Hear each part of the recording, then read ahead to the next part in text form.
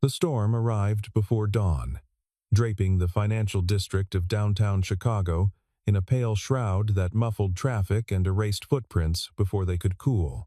By 7 in the morning, the plaza in front of the Caldwell Group headquarters was ankle-deep in fresh powder. The building rose 54 floors above Wacker Drive, a tower of glass and brushed steel that caught the overcast sky and gave nothing back. On the 52nd floor, inside a conference room the size of a small ballroom, 8 people sat at a mahogany table long enough to land a small aircraft. The room smelled of fresh coffee that no one was drinking anymore, and something sharper underneath the particular anxiety of watching $500 million begin to dissolve.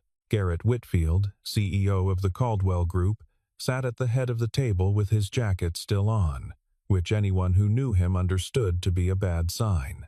He was 51, silver-haired, a man who had built 3 companies before this one and sold 2 of them at exactly the right moment. He prided himself on reading rooms. Right now, he could not read this one. Across the table sat 4 representatives from Longshan Capital, the Beijing-based investment group whose sovereign wealth fund had spent 8 months in preliminary discussions with Caldwell. The lead delegate, a compact man in a dark suit named Mr. Chen Wyming, had not spoken in 11 minutes. He was looking out at the snow, his expression unreadable. Between the 2 delegations sat Caldwell's in-house interpreter, a 28-year-old named Preston Hartley, who had a degree from Northwestern and 6 months of Mandarin training. 40 minutes earlier, he had translated a phrase from Mr. Chen's opening remarks in a way that had quietly detonated the entire morning. The phrase was rendered as we find the terms acceptable in principle, which had caused Garrett's team to begin celebrating in the small, professional ways senior executives do: uncrossed legs, loosened shoulders, the beginnings of smiles. What Mr. Chen had actually said was something far more conditional, a classic formulation meaning roughly we acknowledge the terms and will consider them within a longer relationship. The distinction was enormous. The mistranslation had sent the American team rushing toward a close that the Chinese delegation had not offered. Now both sides sat in a silence that had weight and temperature. Garrett's chief financial officer, Sandra Kowalski, was writing something on a legal pad in handwriting she would later describe as illegible even to herself. The lead Caldwell attorney was pretending to review a document he had already memorized. At the far end of the room, near the service corridor door, a gray cart with a black liner bag sat unattended beside a recycling station. The man who had wheeled it in had paused not from hesitation, but from the particular stillness of someone who has just heard a language he knows being spoken incorrectly, and who is deciding what to do about it. His name was Daniel Marsh. He was 37 years old. He wore the building's standard custodial uniform and moved through this floor the way he moved through all the others. Quietly, efficiently, almost entirely invisibly. He had been invisible in this building for 14 months. Most days, he preferred it that way. He had heard Mr. Chen's original phrasing. He understood it precisely, and in the long pause that followed the mistranslation, Daniel Marsh stood beside his cart and listened to the silence that was slowly freezing a $500 million deal solid, and made a decision that surprised even himself. 14 months before the snowstorm, Daniel Marsh had taken the custodial position because it fit around school pickup. His daughter, Lily, was 8 years old and had been in 2nd grade at a school on South Halsted that let out at 3:15, and every job Daniel had interviewed for in the 6 weeks after moving back to Chicago had wanted him in a seat from 8 to 6 with occasional travel. He had a daughter and no one else. Travel was not a word in his vocabulary anymore. He had lived in Shanghai for 4 years in his late 20s, working first as a language instructor, then as a junior interpreter for a consulting firm handling market entry strategies for American manufacturers. The work had suited him in ways he hadn't expected. He had always been good with language, with the soft machinery of how people actually meant things versus what they literally said, and Mandarin had rewarded his patience in the same way mathematics rewarded people who were willing to sit with a problem without rushing it. By 31, he had passed the HSK Level 6 certification and was doing simultaneous translation for client meetings with Chinese state-owned enterprises. His employer had been nudging him toward a partnership track. Then, his wife, Caroline, had been diagnosed with an aggressive cancer while he was in Beijing for a 3-week engagement. He was on a plane home within 6 hours of the call. She had survived 13 months after the diagnosis, long enough to see Lily turn 5, to take one last trip to Wisconsin, to make Daniel memorize all the small rituals of their daughter's bedtime routine that she feared he would forget. She had not been wrong to worry. He had forgotten some of them. He was still learning, still building a stability from the pieces she'd left him. After her death, he had tried to re-enter the consulting world. 2 firms made preliminary offers. Both dissolved when travel requirements came up. A startup had interviewed him 3 times before telling him, with evident regret, that the role demanded someone fully mobile. He had stopped applying to those positions. The custodial job at the Caldwell building paid $19 an hour with benefits, and ran from 5 in the morning to 1:30 in the afternoon, which got him to Lily's school by 3 with time to spare. It was a system built from logistics and generosity, and it worked. On the 52nd floor, Daniel had developed an almost involuntary familiarity with the business being conducted around him. He had no interest in corporate gossip. He was not trying to listen, but he was there, moving through these spaces, and the rooms were rarely quiet. And he was a person who absorbed language the way certain fabrics absorbed color completely, without effort. He spoke Mandarin the way people speak languages they have lived inside. He had never been asked. He had known for 3 days that the Longshan delegation was coming. He had overheard the briefings, the frank assessments of what could go wrong. What was going wrong now was exactly what he had privately predicted. The American team did not understand that Longshan's representatives were operating not just on business logic, but on a framework of mutual respect building that preceded any actual deal, and that if this first phase was disrupted, the whole structure could collapse before a single contract term was negotiated. When he stepped into the conference room and heard the silence following the mistranslation, he recognized it immediately. It was not the silence of negotiation. It was the silence of departure. Garrett Whitfield was not a man who panicked. But what he felt, sitting at the head of that table with the snow falling steadily outside and Mr. Chen examining the middle distance, was something adjacent to panic. A cold, narrowing sensation that all the preparation and months of relationship building were quietly beginning to list. He looked at Preston Hartley. Preston looked back with the expression of a man who knew he had made a mistake but couldn't identify precisely what it was. Garrett looked at Sandra Kowalski, his CFO, who gave him a small, almost imperceptible shake of her head. I don't know either. He had considered asking Mr. Chen directly for clarification, but his advisor on Asian business relationships had warned him, do not ask for clarification in a way that implies the other party was unclear. It assigns blame. Instead, find a way to reapproach the point from a different angle. Give the other party a path to restate their position without losing face. Garrett did not currently have a different angle. Mr. Chen said something quietly in Mandarin to the associate on his left. The associate nodded once, slowly. One of the junior associates began, with the soft deliberateness of a man who has decided a meeting is over, to gather his papers into a neat stack. Mr. Chen, Garrett began, with no plan for what came next. The door from the service corridor opened slowly, professionally, the door swinging inward at the pace of someone who had opened conference room doors hundreds of times. A gray cart appeared first, then the man behind it in the navy uniform of the building's maintenance staff. He stopped just inside the door. He looked at the recycling station near the wall. He did not look at anyone in particular, but Garrett noticed, with the attention of a man who had nothing else to focus on, that the custodian had paused in the way that people pause when they are processing something. Daniel set his cart brake with his foot. Quiet, mechanical, no drama. Then he straightened and said in a conversational voice, "Excuse me." 8 heads turned. "I apologize for the interruption." He was looking at Mr. Chen. His Mandarin, when it came, was Shanghai accented and unhurried. He said, in a register that was respectful without being deferential, that he had been present for Mr. Chen's remarks earlier and believed there may have been a small misunderstanding regarding the framing of the honorable delegation's position, and he wished, with permission, to offer a clarification. The room was silent in a different way now. Not the silence of a failed negotiation, but the silence of recalibration. Mr. Chen looked at Daniel for a long moment. He looked at Garrett. He looked back at Daniel. Something shifted in his expression.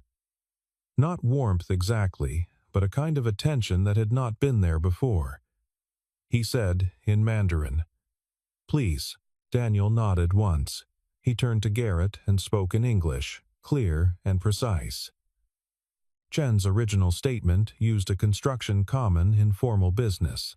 Mandarin. It acknowledges the terms presented and signals willingness to continue the relationship while reserving final judgment for a later phase. It's not a conditional yes, but it's not hesitation either. It's an invitation to continue building trust before the formal commitment stage. Preston Hartley opened his mouth, closed it.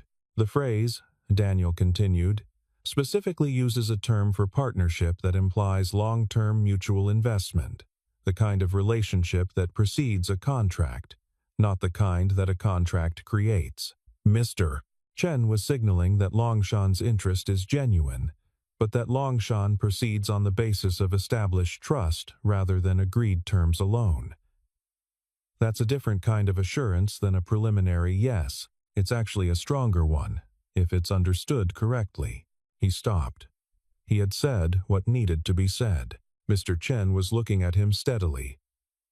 Then, after a moment, a small thing happened. Mr. Chen smiled. Not broadly, a precise, private smile. The kind people produce when they hear their own meaning, reflected back accurately and without distortion. He spoke in Mandarin. Daniel translated. Mr. Chen says, "The snow outside is patient. It does not rush the ground." He appreciates that someone in this room understands that. Sandra Kowalski put down her pen. Garrett Whitfield felt, for the first time in an hour and a half, like the floor beneath the negotiation was solid again. Garrett made a decision in about 4 seconds. He looked at Preston Hartley and said, quietly, "Thank you. Preston, I'll have Helen reschedule the afternoon briefing for you." Preston took the exit without protest, collected his materials, and left. Garrett looked at Daniel. "Would you be willing to continue?" Daniel considered it for a real moment, not a polite one. Then he said, "Yes." He left his cart where it was and took the chair at the side of the table. Mr. Chen's legal counsel put away her phone. The associate who had been stacking papers unstacked them. What happened over the next 40 minutes was not translation in the technical sense. It was something closer to what Daniel had done in Shanghai in the best of his years there. Active mediation between two sets of assumptions so deeply embedded that neither side knew they were assuming anything. The American team was operating on a framework of contractual clarity. Define the terms, agree on the terms, sign the terms. The Longshan delegation was operating on a framework of relational precedence.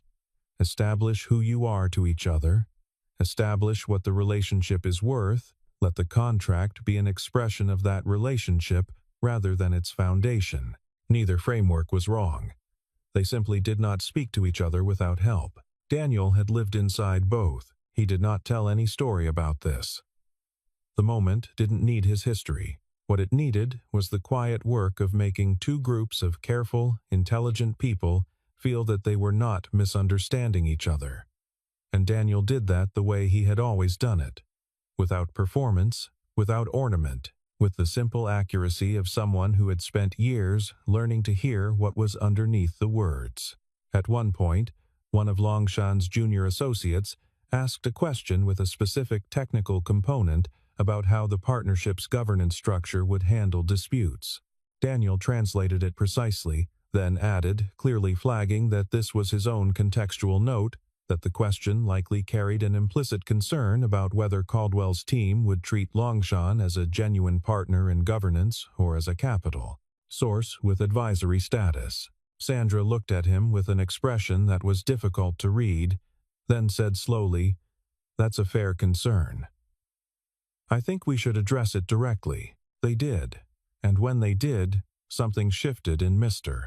Chen's posture, a nearly imperceptible lowering of the shoulders that Daniel recognized as the first sign of real comfort in a room that had been, for 2 hours, carefully maintained rather than genuinely inhabited. The governance question opened a door that neither side had quite known was there. Behind it was not a new disagreement, but a clarification of what had always been uncertain: the actual distribution of operational influence once the partnership became active. Equal representation on a joint oversight board turned out to mean something different to each party.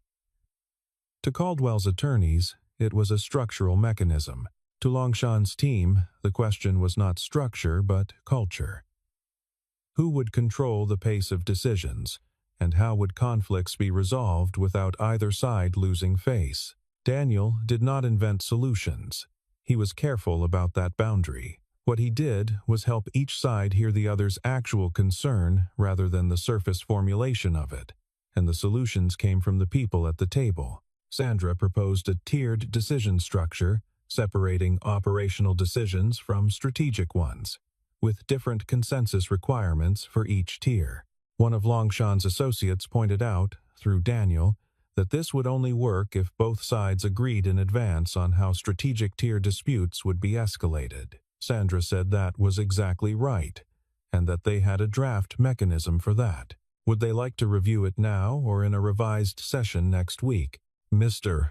Chen, through Daniel, said, "Now."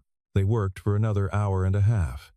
Garrett ordered lunch, brought up sandwiches and soup, which no one ate much of, and the snow continued outside. Quieter now, the storm beginning to thin. At some point in the second hour, Garrett became aware that he was not watching the negotiation from the outside anymore but was genuinely inside it. When the structural framework had been agreed on, not a signed contract, but a detailed term sheet that both parties were willing to take to their legal teams with a recommendation to proceed, Mr. Chen set down his pen and looked across the table at Garrett. He said something in Mandarin. Daniel translated, "Mr. Chen says, a good agreement is one that neither party needs to enforce." Garrett looked at the term sheet.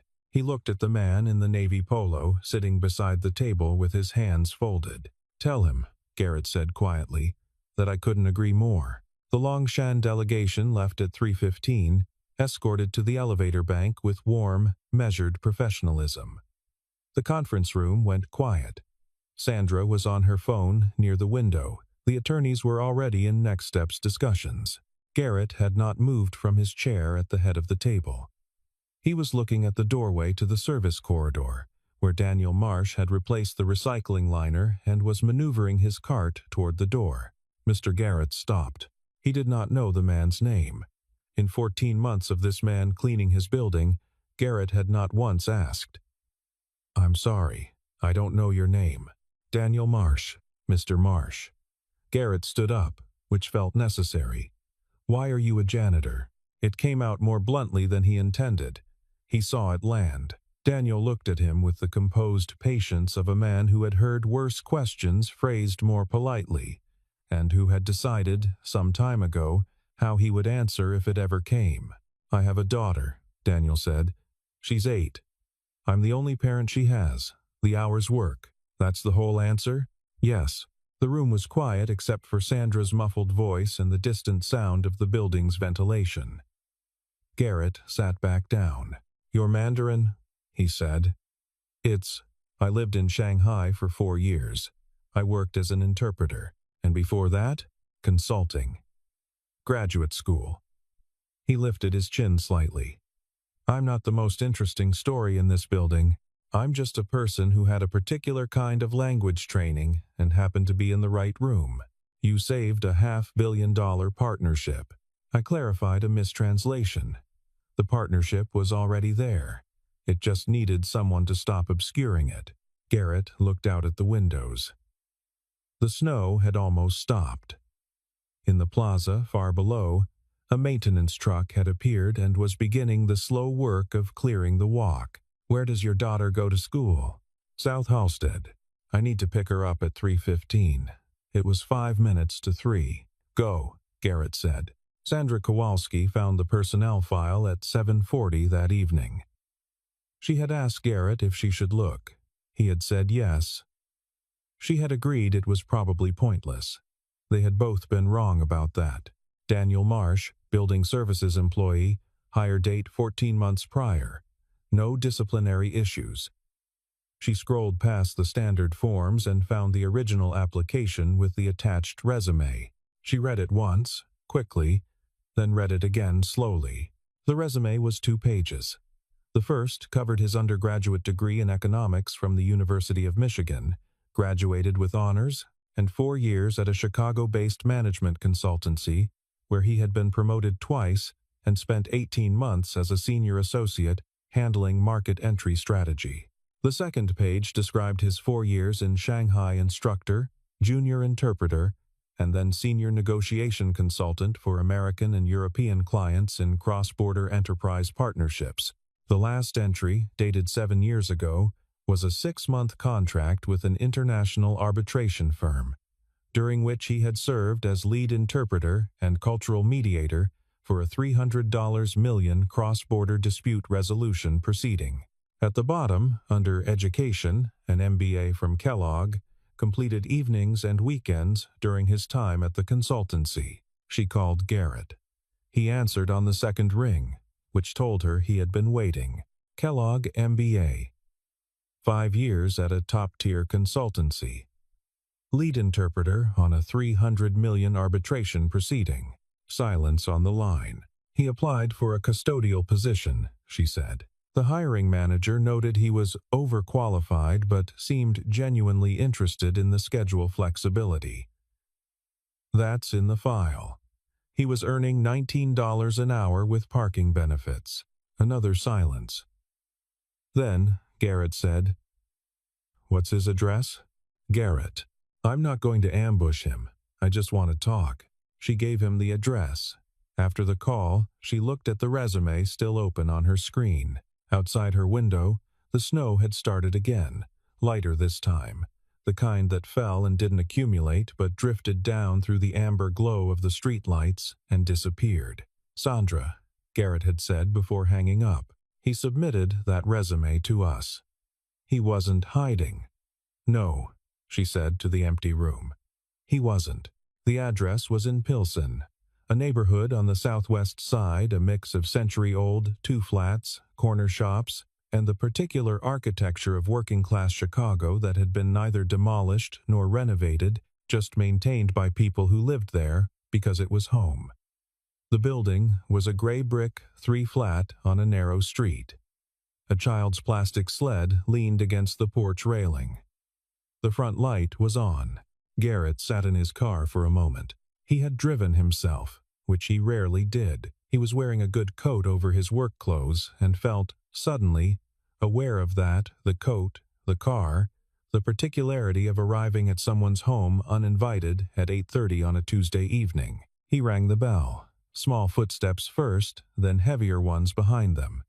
The door opened to reveal a girl of about 8 in pajamas, decorated with small foxes, holding a paperback book against her chest. Behind her was Daniel Marsh in a flannel shirt, looking neither surprised nor particularly pleased, the expression of a man who had somehow expected this while also not quite having expected it tonight. "Lily," he said to the girl, "go finish chapter 14. I already finished it. Then start chapter 15. She looked at Garrett with the frank, evaluating gaze of a child who has decided that adults are usually up to something. Then she disappeared down the hallway. Garrett heard a door close. "Mr. Whitfield," Daniel said. "Not a question. I'm sorry for coming unannounced. You didn't have my number." Daniel stepped back from the door. "Come in."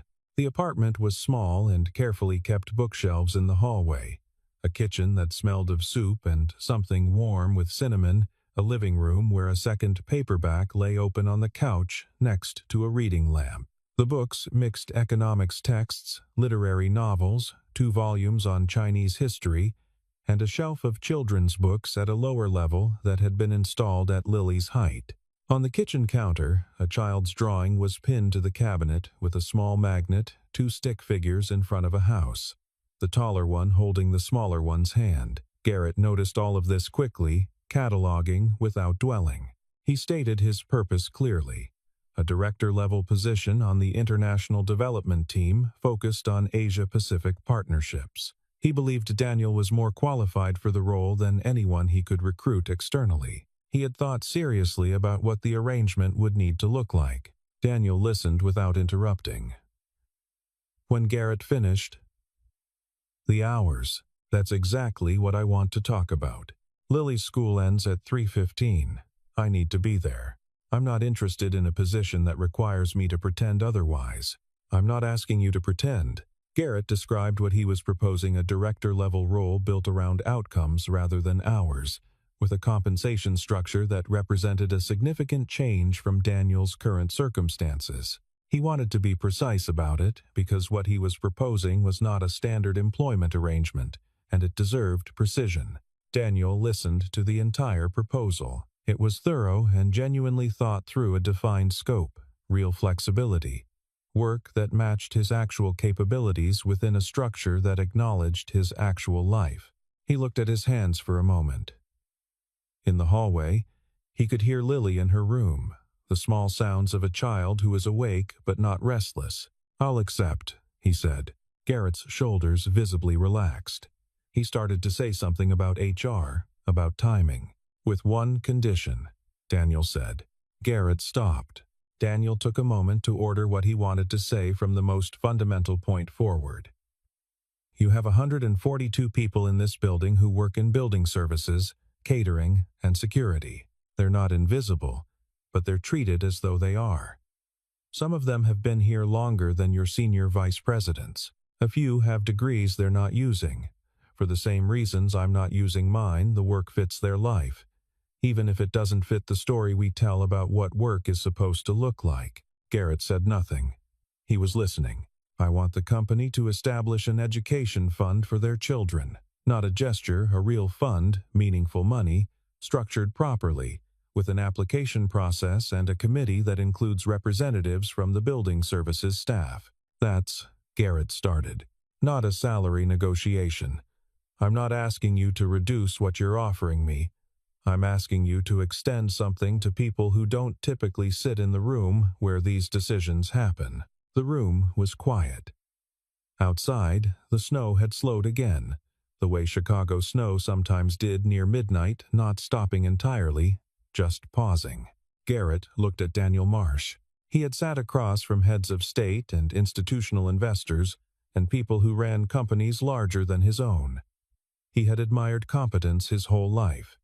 He had prided himself on recognizing it. He had missed this man entirely, not his language ability, not his financial acumen, not the years in Shanghai, or the elegant precision with which he had navigated a room full of high-stakes egos without ever appearing to try. What Garrett had missed was the character underneath all of it, the person who had spent 14 months cleaning floors he was overqualified to clean, not bitterly, not strategically, but as the simple price of a life he had chosen to build around his daughter. The person who, when given an opening, had used it not to elevate himself but to save a room full of people who had never once acknowledged his existence. The person who, when offered the most significant professional opportunity of the last several years of his life, responded not by asking for more money or a better title, but by asking for something for the colleagues he was about to leave behind. "Yes," Garrett said. Daniel looked at him. "Yes, to the fund. We'll structure it properly. You'll help design it." He paused. "Is that the condition?" "That's the condition." Garrett stood and extended his hand. Daniel shook it firm, clean, no performance. "Monday?" Garrett said. I'll need to give 2 weeks' notice. I committed to a schedule. Of course he had. Garrett nodded. He found his coat near the door. In the hallway, Lily appeared again, still holding her book. "Chapter 15? Daniel asked. "Finish that one too," she said. He looked at her for a moment with the expression of a person who has just been reminded of something important, not something forgotten, just something that needed to be looked at directly. Then he smiled, small and private and entirely genuine. "Go to bed," he said. "I'll be there in a minute." She went. He walked Garrett to the door. Outside, the snow had stopped. The street was quiet, the sidewalks pale and still, and above the rooftops the sky had cleared enough to show the faint impression of stars. Garrett walked to his car and sat in it for a moment before starting the engine. He had been in business for 26 years. He had hired hundreds of people.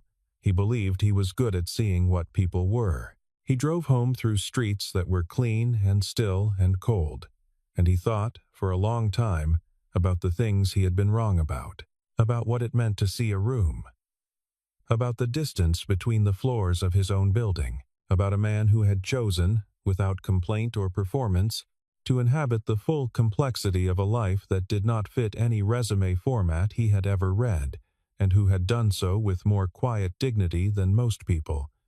Garrett had met in conference rooms at the tops of towers. He thought about the fund Daniel had asked for. He thought about the 142 people he had never once stopped to consider as individuals. He thought about what it would take to build something real out of the request, rather than something merely symbolic. He would call Sandra in the morning. He would do it right.